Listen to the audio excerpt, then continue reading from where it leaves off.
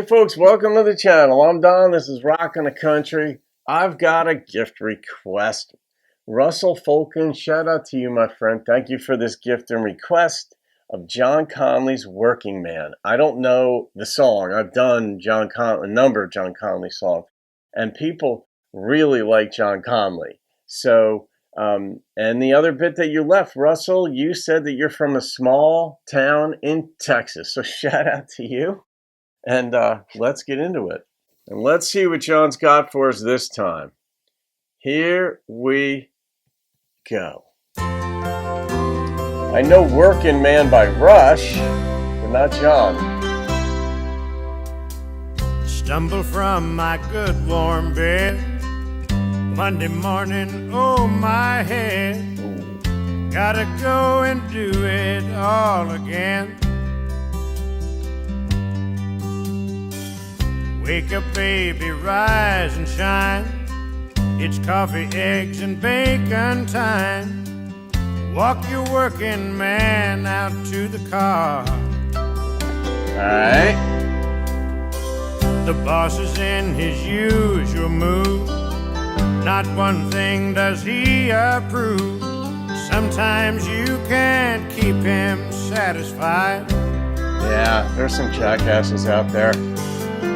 Up and down the assembly line, where it faces much like mine, showing the wear and tear in their eyes.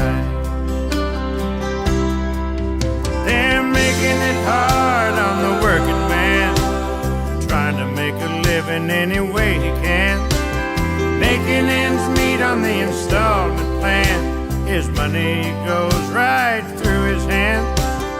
Heaven help him if you think you can. They're making it hard on the working man.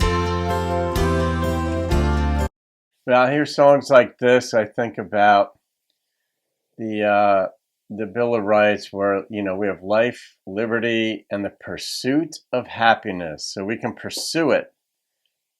And I don't know if it's the philosopher in me. I mean, I think a lot of people think different thoughts about things, but I think about the animal kingdom, like what separates us from them. Like they have to work nonstop for food. I watch birds outside my window. I have a nest right outside there, and there were 3 birds that hatched, and then they grew, and then I came home one afternoon, and they were all gone out in the world. But I watched the mother and father bird, whatever you call them, keep feeding them. Fly over there, grab some off the ground, come, and the birds would put their nests, beaks up and in the nest, and then the parents would drop the food in. And then one day, it was a 2-hour period. They were in the nest. I went out, I come back, and they're all gone. They've never been back to the nest. It's right outside my window.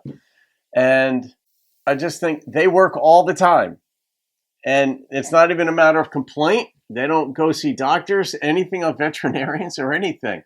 And I think when we complain about the work that we have, I mean, is that because we think we're guaranteed happy? We want happiness. We see people with a lot.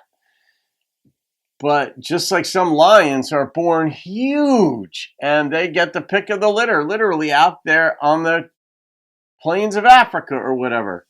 This is what a song like this does to me, an assembly line, where it's like, well, we have a job, and yeah, the money goes through our hands, but what are our expectations of life?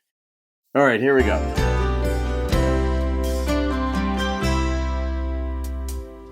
Big policeman in his prime sits behind his billboard sign, aims his radar gun right straight at me. Oh. A letter from the IRS said, boy, your taxes are a mess. Is this the way the good life's supposed to be? No. They're making it hard on the working man, trying to make a living any way he can, making ends meet on the installment plan. His money goes right through his hands. Heaven help him if you think you can. They're making it hard on the working man.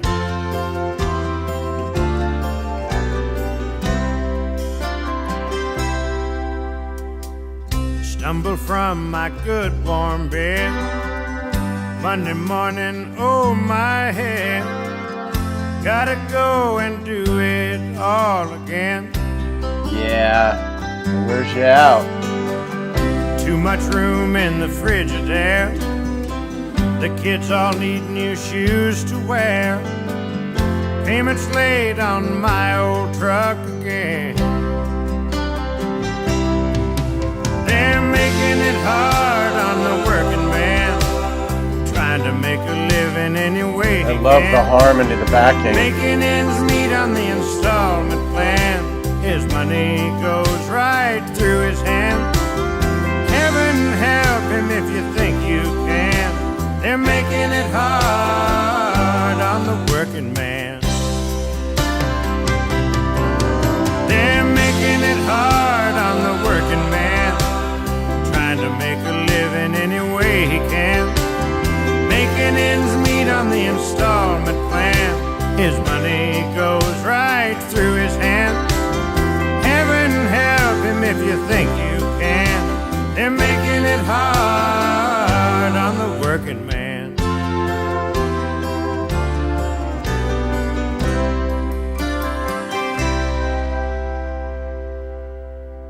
Yeah. You know, I was talking with somebody yesterday, as at the time of this recording, and yeah, we were just talking football and stuff and other things, and conversation meandered, and he showed me some pictures. He was down in Florida visiting a friend of his from college, and his friend is, doing really, really well, and he's got an apartment down, I don't think it was Miami, I don't know where it was, but it was in a very beautiful part of Florida on the coast, on the intercoastal, and one yacht is bigger than the next, and he was out on his friend's boat. It's a very nice boat, but he was talking about, one boat's bigger than, you've got like the $2 million yacht, then in comes like the $10 million yacht, and then coming through. I mean, this is Florida. This is what it is. And I used to have a boat. It was a 28-footer. You could sleep on it, but it wasn't uber expensive, but it was expensive. But I know what upgrade fever is like. But there are some of these boats that are so big. And I was telling my buddy, and he's of the same mindset as me on this, that I could not own a boat that's that big. I just cannot do that. Not only if I can't afford it, but if I could afford one that's that big, I would not, because you can change so many people's lives. And I know a number of folks and have people that I'm fairly close with that don't have much in life, that $100,000, not just giving in cash, but say, instead of them having to pay rent, but you buy a condo or a townhouse or something, that would change the entire course, not only of their life, their wife and their children, but the legacy that comes forward, because they're not just dumping money out in rent. And that's where I say, that there are people a lot of people, exactly like you said, just get up and go to work, but there's nothing left at the end of it. The kids need shoes, all this pressure to take care of the family, and things just didn't pan out. Maybe jobs dry up in the city that he lives in or town, or cultural things change within cultures. Now, AI or artificial intelligence is replacing a lot of people's work, and automation did too.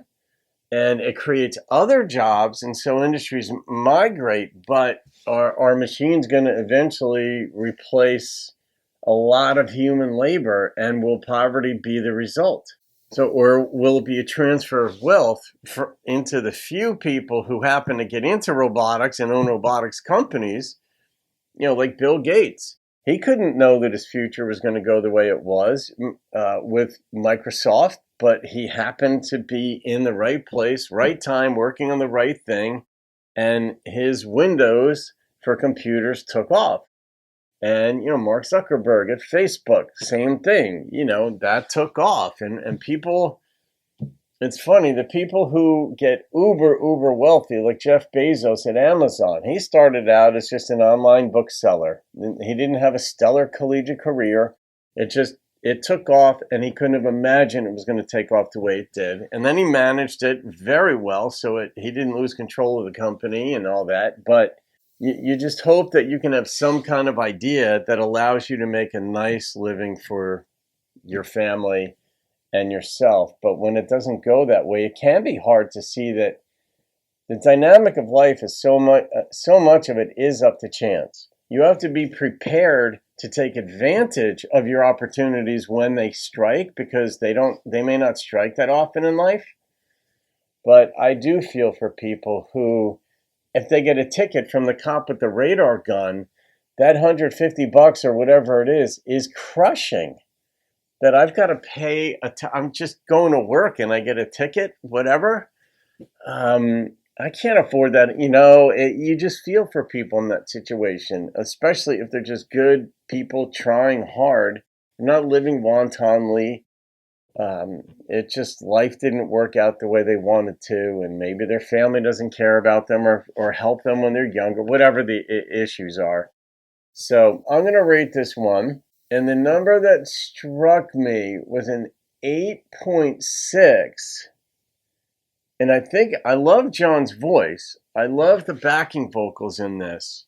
But it really was a very simple story. And I like simple stories. And it's a common story. And a tale of woe. So that'll do it for this episode, folks. Russell, thank you again, my friend. Have a great day, everybody. I'll see you on another video. And keep rocking the country.